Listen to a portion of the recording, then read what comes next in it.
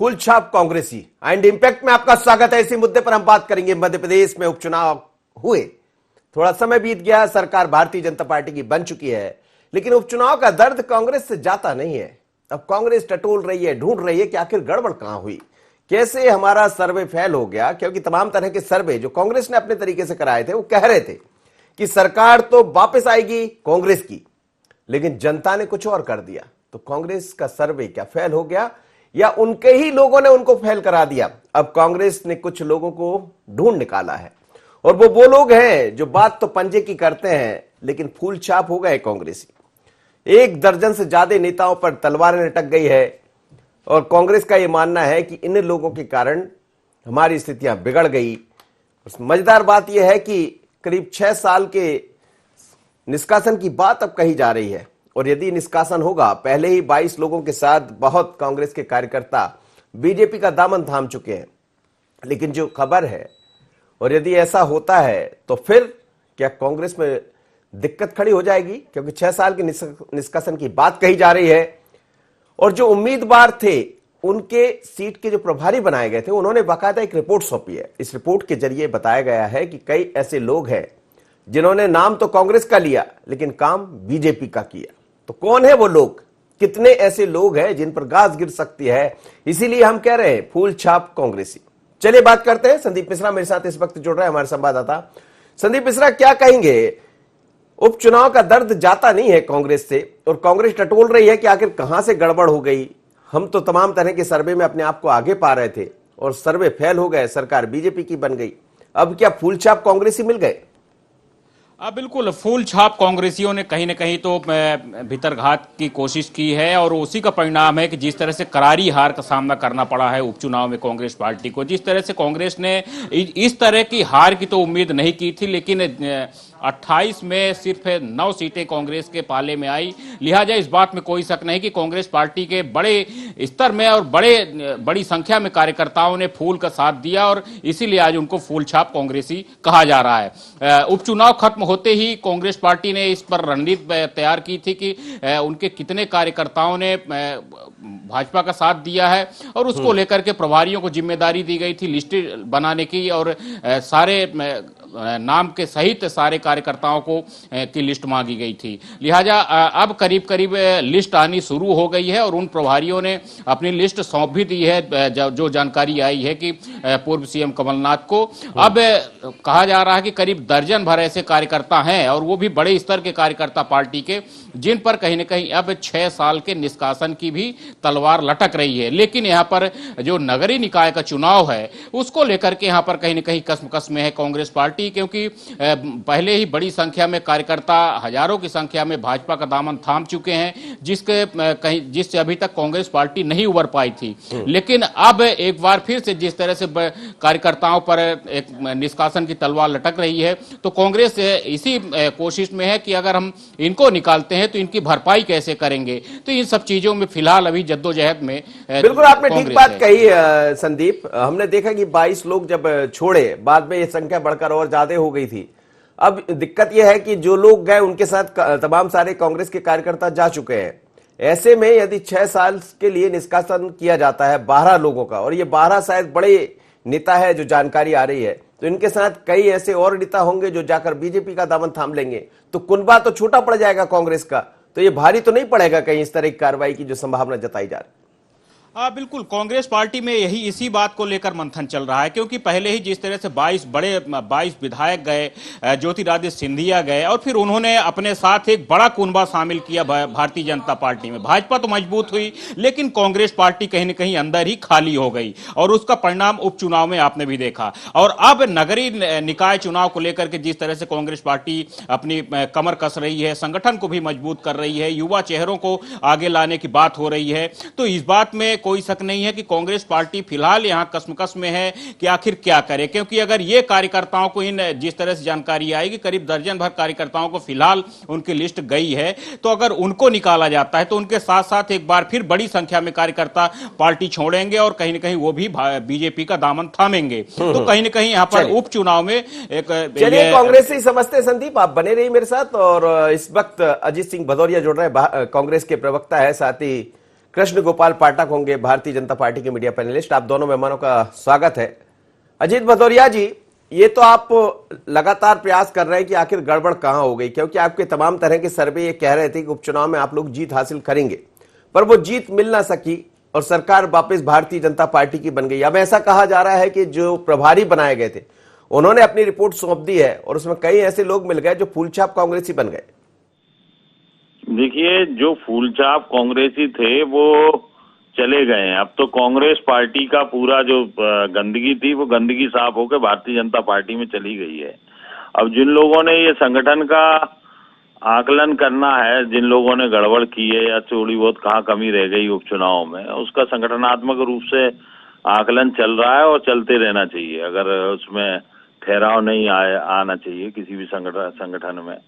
तो ये सब प्रक्रिया है। अब देखिए आगे क्या होता है, आगे आने वाले समय में आपके सामने सब चीज स्पष्ट हो जाएगी मनोज जी। लेकिन कुछ लोग हैं जिन्होंने धोखा किया होगा, भीतरघात किया होगा। ये चर्चाएं तो अमूमन कांग्रेस में सुनने को मिलती रहती है, लेकिन जो लोग जो रिपोर्ट सौंपे हैं उनसे भी हमारी बात हुई है, नाम लेना उचित नहीं होगा। वो भी कह रहे हैं कि हमने अपनी रिपोर्ट दे दी है। करीब 12 ऐसे लोग हैं, 1 दर्जन के आसपास, जिन पर गाज गिरने की तैयारी है। ऐसे लोगों पर कार्रवाई होगी। देखिए मनोज जी, जब सार्वजनिक जीवन में जाते हैं, संगठन किसी कोई बड़ा चुनाव लड़ने जाता है व्यक्ति, तो निश्चित रूप से सब लोग को कोई संतुष्ट नहीं कर पाता। मन में सबके कहीं ना कहीं कुछ ना कुछ कमी पेशी रहती है या कुछ ना कुछ भ्रांति रहती है। इसलिए कई लोग घर पे भी बैठ जाते हैं, कई लोग मुखर रूप से आके विरोध करने लगते हैं। तो ऐसा नहीं कि ये अकेले कांग्रेस पार्टी का ही मामला, ये सारे राजनीतिक दलों में ये चीजें चलती हैं, क्योंकि व्यक्तियों की अपनी महत्वाकांक्षा रहती हैं। तो परंतु अभी तो मेरे संज्ञान में तो नहीं है, आपके संज्ञान में कहाँ से आ गया मुझे नहीं मालूम कि 12 लोग कौन कौन 12 लोग हैं और किन किन लोगों पे कार्रवाई हो रही है। परंतु इतना जरूर है कि आकलन लगातार चल रहा है और उनका एनालिसिस आदरणीय कमलनाथ जी ने कर लिया है।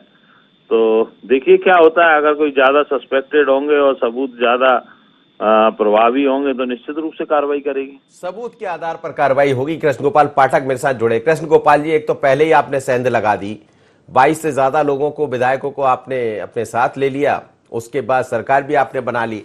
अब फिर एक बार कांग्रेस की यह प्रयास है कि ऐसे लोगों को ढूंढ निकाले जो फूलछाप कांग्रेसी हो गए। बात कांग्रेस की कर रहे हैं लेकिन हाथ में कमल लेकर घूम रहे हैं। देखिए मनोज जी, आज तो पूरा देश कमल को दिल में बसाए घूम रहा है, कमल की बटन दबाता हुआ घूम रहा है। कांग्रेस पार्टी किस किस को रोकेगी? आवश्यकता यह है कि कांग्रेस पार्टी समय के अनुसार अपनी विचारधारा को परिवर्तित करे। आवश्यकता यह है कि कांग्रेस पार्टी देश की और प्रदेश की जनता की नब्ज को पकड़े और समझे। आज देश की जनता यह चाहती है कि जब भगवान श्री राम के मंदिर के निर्माण की अयोध्या में बात हो तो एक एक देश का नागरिक और राजनीतिक दल उसका समर्थन करे। कांग्रेस पार्टी विरोध करती है तो जनता उसका विरोध कर रही है। आज देश की जनता ये चाहती है कि जब कश्मीर से धारा 370 हटाकर कश्मीर और भारत को एकीकार या अंगीकार करने का जो काम है वह किया जाए, और भारतीय जनता पार्टी कर रही है तो देश की जनता साथ है। कांग्रेस पार्टी विरोध कर रही है 370 हटाने का, तो देश की जनता कांग्रेस पार्टी का विरोध कर रही है।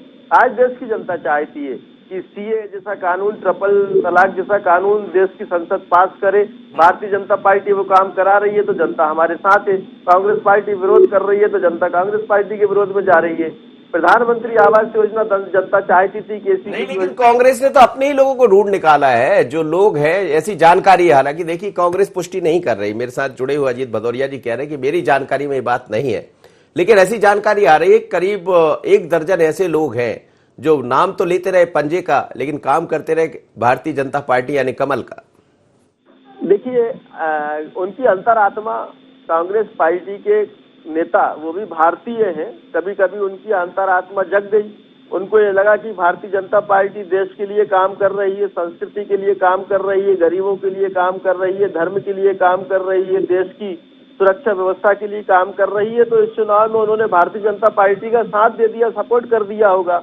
कभी किसी की अंतरात्मा और भी जाग सकती है। मैं तो यहाँ पर सबको बोलूंगा कि देश की अंतरात्मा के साथ अगर कांग्रेस पार्टी के कार्यकर्ताओं को चलना है, नेताओं को चलना है, तो या तो वो कांग्रेस पार्टी को भारतीय जनता पार्टी जैसी वैचारिक पार्टी बना दें, और नहीं तो भारतीय जनता पार्टी के साथ आ जाएं। हमारा भारतीय जनता पार्टी का आप अभी भी लोगों का स्वागत करने खड़े हैं? मनोज जी, मैं साफ तौर पर बोल रहा हूं कि भारतीय जनता पार्टी का एक और एक लक्ष्य है, केवल भारत अपने गौरव को फिर से हासिल करे। चलिए, आप बने रहिए। अनिल श्रीवास्तव जी जुड़ रहे हैं, वरिष्ठ पत्रकार है मेरे साथ। अनिल जी, बहुत बहुत स्वागत है आपका। लेकिन अब कांग्रेस उपचुनाव से उभर नहीं पा रही और उभरना भी नहीं चाहिए, क्योंकि जब कोई हार होती है तो उस पर तकरार भी होती है और ये भी देखा जाता है कहां गड़बड़ हुई, किसने भीतरघात किया। ऐसी खबरें आ रही है कि करीब 12 से ज्यादा ऐसे लोग हैं जिन पर तलवार लटक रही इस बात को लेकर, क्योंकि वो फूलछाप कांग्रेसी हो गए। मनोज जी, आप बिल्कुल सही बोल रहे हैं। दरअसल ये बीमारी जो है ये केवल कांग्रेस में ही नहीं है, ये भारतीय जनता पार्टी में भी ये बीमारी व्याप्त है। बस फर्क इतना होता है कि कांग्रेस के लोग ज्यादा हाईलाइट हो जाते हैं, जबकि भारतीय जनता पार्टी के हाईलाइट नहीं हो पाते। दूसरी सबसे बड़ी बात यह है मनोज जी कि जिस तरीके से जो भी चुनाव हारता है, चाहे वो भारतीय जनता पार्टी का हो, चाहे वो कांग्रेस का हो, चाहे दीगर पार्टी का होता हो, वो कभी ये नहीं कहता हारने वाला कि मैं अपनी नाकामियों के कारण हारा हूँ, बल्कि वो फिर सैबोटेज का आरोप लगाता है कि मैं भीतरघात का शिकार हुआ हूँ और मुझको हरवाया गया है। आप देखिए कि चुनाव के पश्चात भारतीय जनता पार्टी के जो 3 मंत्री हारे, उन्होंने भी सार्वजनिक रूप से कहा कि हमारे सीट पे छुरा भोंका गया है और ये किया गया। वो बात दूसरी है कि भारतीय जनता पार्टी की मामले में चुप्पी साध रखी। रही बात कांग्रेस की, तो कांग्रेस में जिस हिसाब से लोग आए हैं उनके ऊपर कार्रवाई होगी, लेकिन ये कार्रवाई छोटे कार्यकर्ताओं पे होगी, बड़ों पे नहीं होगी। बड़ों में तो लिपटाए हुए हैं डॉक्टर गोविंद सिंह जी भी, उनके यहाँ तो जिला कार्यकारिणी ने प्रस्ताव पारित करके दिया है कि उन्होंने भीतरघात किया है। लेकिन क्या कांग्रेस गोविंद सिंह जी को के खिलाफ कार्रवाई करेगी अनुशासनात्मक? मैं समझता हूँ नहीं करेगी। छोटे छोटे लोग जरूर नपेंगे, लेकिन बड़े सुरक्षित रहेंगे। लेकिन ये आप मान रहे हैं कि आपने भी कहा कि दोनों तरफ ये चीजें दिखाई दे रही है, तो क्या कांग्रेस में कुछ ज्यादा हो गए इस वक्त? कांग्रेस से एक तो 22 से 25 लोग तो ऐसे हैं जो छोड़कर सीधे चले गए, तो वो तो सीधे तौर पर फूलचाप हो ही गए अब, लेकिन कुछ लोग अंदर भी होंगे ऐसे। निश्चित, देखिए ऐसा है, ये दोनों तरफ रहता है। अभी जो चुनाव हुए हैं उसमें होता यह है मनोज जी, सबसे बड़ी बात कि हमारे अगर पसंद का प्रत्याशी को टिकट नहीं मिला है, या हमारे पसंद का आदमी नहीं है, या हमें टिकट नहीं मिला है, तो हम सामने आके विरोध कम करेंगे, पीठ में छुरा ज्यादा भोंकेंगे। ये स्थिति रहती है, क्योंकि कांग्रेस ज्यादा सीटें हारती है, स्वाभाविक है कांग्रेस में इनकी संख्या ज्यादा होगी। लेकिन ऐसा नहीं है कि ये बीमारी केवल कांग्रेस में, ये भारतीय जनता पार्टी की भी है। मैं एक नहीं आपको 100 नाम गिनवा सकता हूँ जिनको आप पंजा छाप भाजपाई कह सकते हैं। चलिए, कोई पंजा छाप भाजपाई है तो कोई फूलछाप कांग्रेसी है। अजीत भदौरिया जी मेरे साथ आप जुड़े हैं। यदि ऐसी स्थिति नजर आती, जैसे गोविंद सिंह का फिर जिक्र आ गया, आपसे एक दिन और मेरी बात हो रही थी इसी मुद्दे पर, लेकिन ऐसे कई बड़े नेता है जो भी कार्यकर्ताओं के निशाने पर है, उनकी तरफ क्या कांग्रेस के वरिष्ठ नेता अपनी नजर डाल पाएंगे? देखिए, संगठन में अगर संगठन के खिलाफ किसी ने भी कार्रवाई की होगी, विरुद्ध काम किया होगा, तो कांग्रेस पार्टी निश्चित रूप से कार्रवाई करने से कहीं पे भी कोई गुरेज नहीं करेगी। जहां तक मेरे भारतीय जनता पार्टी के मित्र अभी गिना रहे थे कि भारतीय जनता पार्टी देश के लिए ये कर रही है, तो अंबानी अडानी के लिए देश को बेच रही है, कृषि को बेच रही है, किसानों को गिरवी रख रही है। आज पूरा देश चिल्ला रहा है, उसको थोड़ी सलाह दे दीजिए कि कम से कम देश हित में सोच ले, किसानों के हित में सोच ले, अन्नदाता के हित में सोच ले। जो शिवराज सिंह जी कहते हैं कि मैं पुजारी हूँ और ये मेरे भगवान है, किसान मेरा भगवान है, तो अब किसान के हक में खड़े हो ना शिवराज सिंह जी, कहाँ मुंह छुपा के बैठे हुए हैं?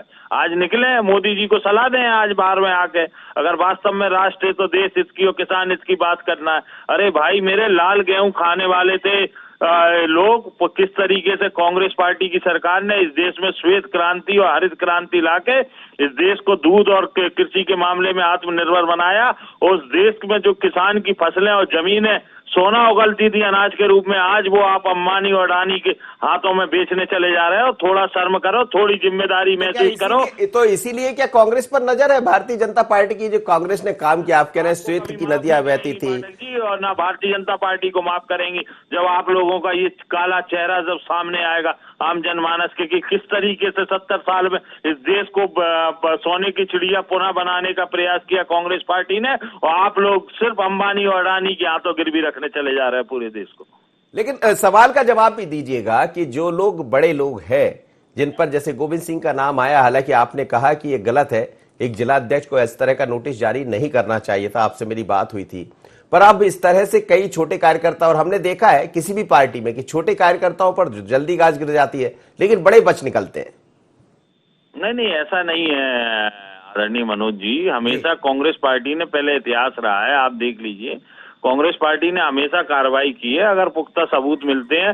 जहां तक बात जिला कांग्रेस कमेटी का प्रस्ताव की बात है, भिंड जिला कांग्रेस कमेटी के गोविंद सिंह, तो निश्चित रूप से उन्होंने अपने अधिकार क्षेत्र के बाहर जाके कार्य किया था, तो वो कार्य निंदनीय है। आज भी मैं उस अपने बयान पे कायम हूं। उनको अगर कहीं कोई ऐसा लग रहा था कि डॉक्टर गोविंद सिंह या किसी भी बड़े नेता ने पार्टी के विरुद्ध कार्य किया, तो निश्चित रूप से प्रदेश अध्यक्ष और एआईसीसी इंचार्ज जनरल सेक्रेटरी को जाके साक्ष्यों के साथ देना चाहिए था, कार्रवाई वहां से प्रस्तावित होती।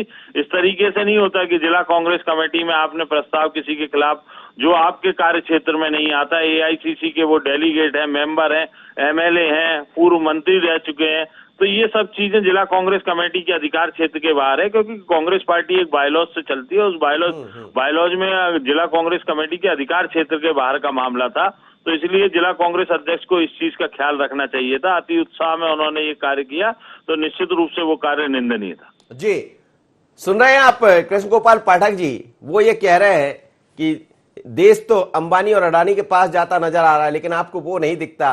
हाँ, ये जरूर है कि कांग्रेस ही दिख रहे हैं और आप उनको फूलछाप बनाने में लग गए। देखिए, मैं फिर से अपनी बात जहाँ खत्म हुई थी वहीं से शुरू करूंगा।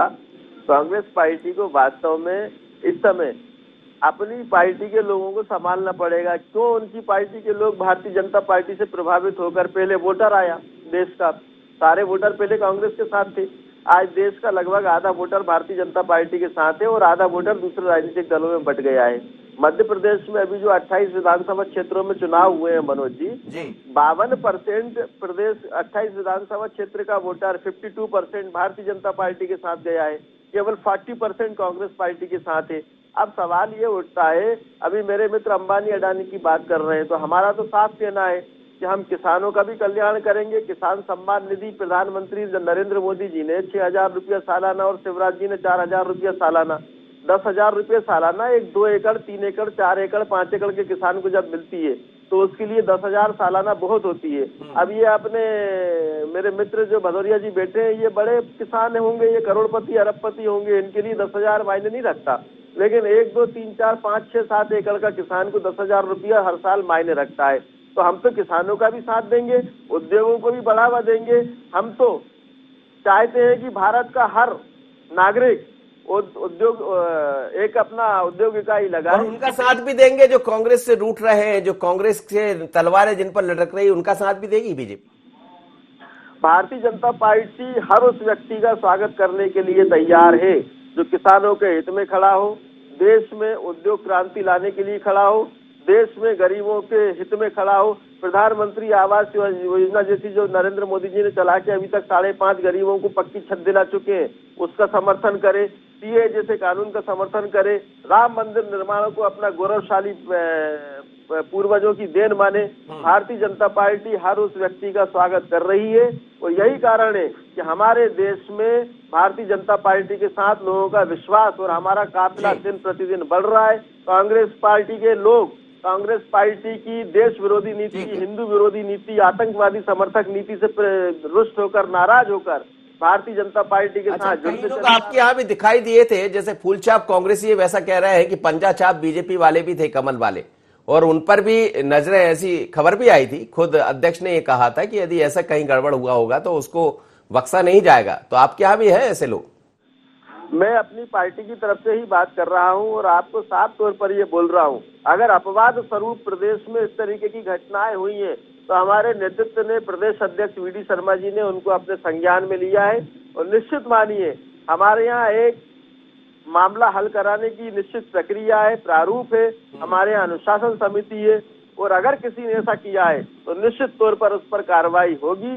हमारे यहाँ चीजों को छोड़ा नहीं जाता है, उनकी निष्पक्ष जांच की जाती है, दूध का दूध पानी का पानी किया जाता है। और मैं फिर से बोलूंगा कि कांग्रेस पार्टी के नेता कार्यकर्ता अगर देश के वोटर की तरह भारतीय जनता पार्टी में विश्वास जताते हुए, हमारे कामों में विश्वास जताते हुए, हमारी देशभक्ति की भावना में विश्वास जताते हुए भारतीय जनता पार्टी में आते हैं। श्रीवास्तव जी, ये तो दरवाजा खोलकर खड़े, ये कह रहे हैं कि आ जाइए, आप फूलछाप कांग्रेसी बन जाइए।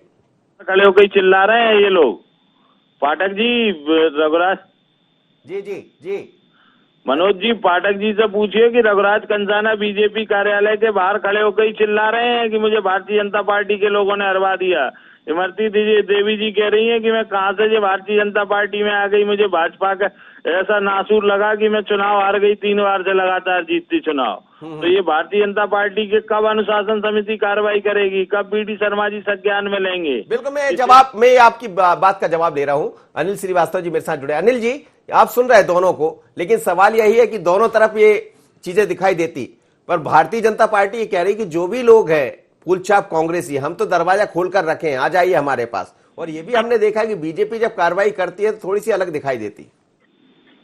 मनोज जी, सबसे पहले तो मैं भारतीय जनता पार्टी के हमारे प्रवक्ता पाठक जी से ये पूछना चाहता हूँ कि आप ये बताएं कि आपके पूर्व मंत्री और जो आईपीएस अधिकारी थे उनके खिलाफ हारे हुए प्रत्याशी ने कंसाना ने आरोप लगाया कि उनने हरवाया है मुझे। क्या उनके ऊपर आपकी अनुशासन समिति कार्य करेगी, उनके खिलाफ कार्रवाई करेगी? जवाब दे दीजिए कृष्ण गोपाल पाठक, फिर मैं अनिल जी के आगे बात बढ़ाऊंगा। अनिल जी की बात पर मैं आगे बात बढ़ाते हुए बोलता हूं कि भारतीय जनता पार्टी एक वैचारिक संगठन है। हमारा उद्देश्य इस देश को धर्म के पथ पर चलाना है। धर्म का मतलब यह है कि जहाँ अन्याय ना हो, किसी के साथ अत्याचार ना हो, किसी के साथ गरीबों का कल्याण हो, सबका कल्याण हो, सबका विकास की भावना से हम देश को चला रहे हैं। हमारे मोदी के साथ अन्याय हो गया, अत्याचार हो गया, वो बेचारा विधायकता छोड़कर आया, वो ऐसे कह रहे हैं कि आपके लोगों ने धोखा दे दिया, जिसका जिक्र कर रहे हैं अनिल जी। और हमारी इस विचारधारा के खिलाफ अगर पार्टी का कोई व्यक्ति जाने का काम करता है और उसके संबंध में पार्टी के पास कोई विचाराधीन मामला आता है तो हमारा नेतृत्व में हमारे प्रदेश अध्यक्ष जी हैं, बीडी शर्मा जी हैं, हमारी अनुशासन समिति है। निश्चित तौर पर मैं अनिल जी की बात का पहले भी जवाब दे चुका हूं, उन्होंने शायद सुना नहीं होगा। हमारे यहाँ विचार करने की एक प्रक्रिया है, एक प्रारूप है, अनुशासन समिति है, उस पर हम दूध का दूध पानी का पानी कर देते हैं। अगर किसी ने ऐसा काम किया है तो वो बिल्कुल नहीं बचेगा और नहीं किया है तो बिल्कुल नहीं फंसेगा। जवाब मिल गया आपकी बात का? देखिए पाठक जी, मैं आपकी बात से सहमत हूँ, लेकिन आप भी थोड़ा सा ये करें कि कांग्रेस में भी अनुशासन समिति है, कांग्रेस में भी कार्रवाई होती है। अब उसका स्तर क्या होता है उसमें मैं नहीं पढ़ना चाहता, लेकिन बात यह है कि इस प्रकार की जो गतिविधियां हैं वो भारतीय जनता पार्टी और कांग्रेस में दोनों में एक समान रहती है।